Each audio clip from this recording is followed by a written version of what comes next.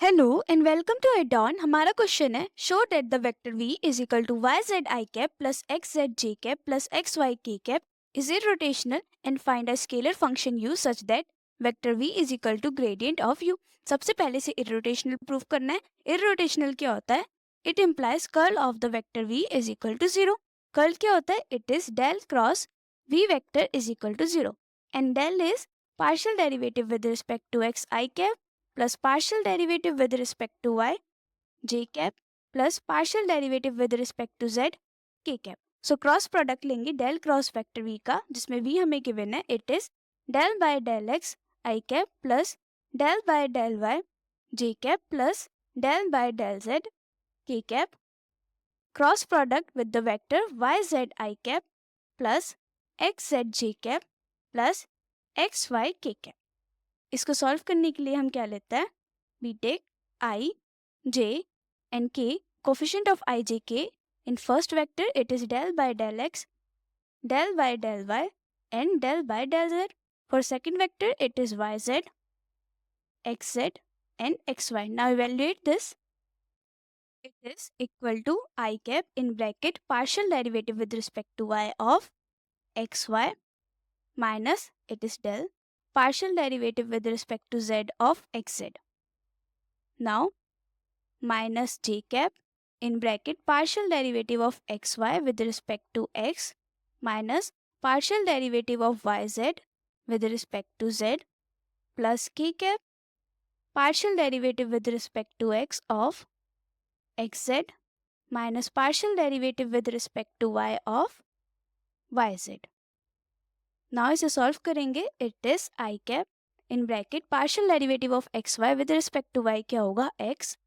So it is x minus partial derivative of xz with respect to z is x minus j cap partial derivative of xy with respect to y with respect to x is y and partial derivative of yz with respect to z is again y plus k cap partial derivative of xz with respect to x क्या होगा? z minus partial derivative of partial derivative of yz with respect to y क्या होगा? z. So ये क्या हो जाएगा? I cap 0 minus j cap 0 plus k cap 0 which is a zero vector, hence it is 0.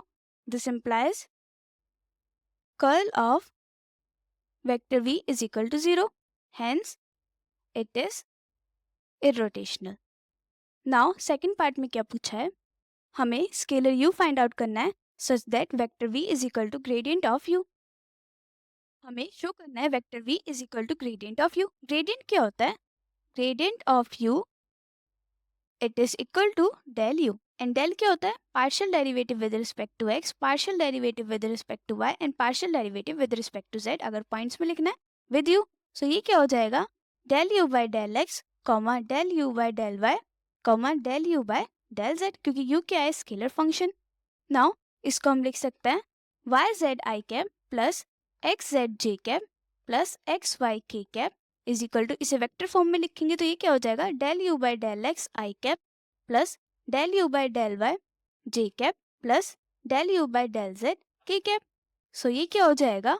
Del u by del x i cap plus del u by del y j cap plus del u by del z k cap. Now इसको solve करेंगे taking comparing the coefficient of y.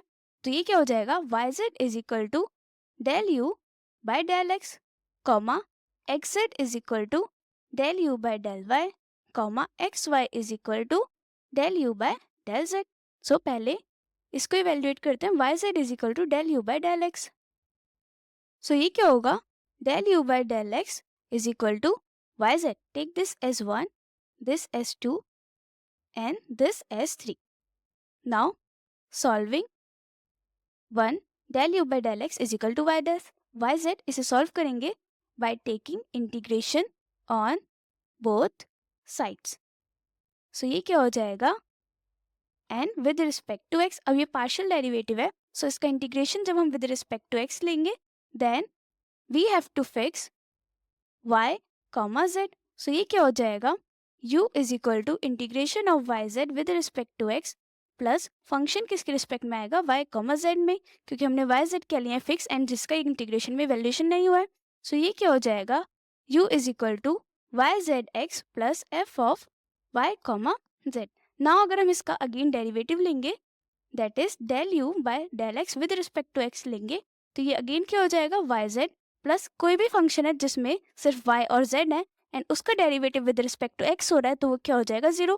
सो हमारे पास जो same equation थी वही आ गई है। सो हमारा u क्या होगा, this implies u is equal to this. Now इसको फर्दर सॉल्व करेंगे जिसमें हमें f of Y comma z को कांस्टेंट के फॉर्म में लाना है। सो ये क्या हो जाएगा, take partial derivative of u with respect to y then using equation 2 हम इसे फर्दर सिंप्लीफाई करेंगे। तो ये क्या हो जाएगा, take partial derivative of u with respect to y। So ये हो जाएगा this is equal to del u by del y is equal to del by del y and Y Z x plus del Y F of Y comma Z. अब F of Y comma Z का partial derivative with respect to Y हो सकता है। So ये क्या हो जाएगा, del you by del Y partial derivative of y Z x with respect to y में जेड एक्स कॉमन आ जाएंगे and partial derivative of y with respect to क्या होता है 1। सो यहाँ पे क्या बचेगा जेड एक्स प्लस ये क्या हो जाएगा f dash y comma z. Now from equation 2 del you by del y क्या था x z. So this implies del u by del y is equal to xz. So directly यहाँ पे क्या लिख सकते हैं, xz minus zx is equal to f dash y comma z. So ये क्या हो जाएगा, this implies 0 is equal to f dash y comma z. This implies f of y comma z is a constant that is c1. Since इसका integration लेंगे, यहाँ पे derivative है taking integration on both sides, ये क्या हो जाएगा integration with 0 क्या हो जाएगा constant c1 is equal to f dash y z क्या हो जाएगा f of Y comma z. So this is a constant c1। Now इससे क्या अप्लाई होता है, जो डेरिवेटिव था function y comma z with respect to y is 0, this implies there is no change with respect to y, then function f of y comma z is independent of y। Then हमारे पास ये function y comma z को हम किस form में लिख सकते हैं, take this as now function is constant with respect to y। अब इसे विद रिस्पेक्ट टू z देखेंगे, so f of y comma z को हम z के रिस्पेक्ट में लिख सकते हैं f1z। सो ये क्या हो जाएगा is equal to f of y comma z। So हमारे पास u क्या हो जाएगा, u is equal to x Y Z plus f of y comma z के प्लेस पे लिख सकते हैं f1z। Now take its derivative with respect to z, that is partial derivative of u with respect to z is equal to partial derivative of x y z with respect to z plus partial derivative of f1z with respect to z। so ये क्या होगा, from equation 3 del u by del z is equal to xy। now from 3 del u by del z is equal to xy, this implies xy और ये क्या हो जाएगा partial derivative of x y z with respect to z क्या होगा xy common and partial derivative of z with respect to z1। So हमारे पास क्या बचेगा xy plus f1 dash z। Now ये क्या हो जाएगा कैंसिल, देन अगेन फंक्शन का rate of change with respect to z is 0। So function is constant with respect to z2, this implies f1z is equal to a constant say c2। this implies f of y comma z is a constant c1 plus c2 जिसको हम लिख सकते हैं c। Constant का summation is constant, so function की value finally क्या आएगी, u is equal to x Y Z plus C. Now हमसे पूछा था to find a scalar function u such that v is equal to the gradient of u। Now u क्या आया है, u is equal to x Y Z plus C. अगर verify करना है तो वेरीफाई करने के लिए क्या करेंगे, हम gradient of u find out करेंगे, देन देखेंगे कि वो v वेक्टर के इक्वल है कि नहीं। To verify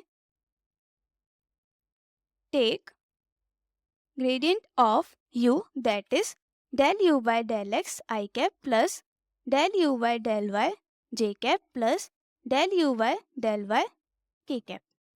Now partial derivative of u with respect to x क्या होगा yz and partial derivative of c with respect to x क्या होगा 0, constant है।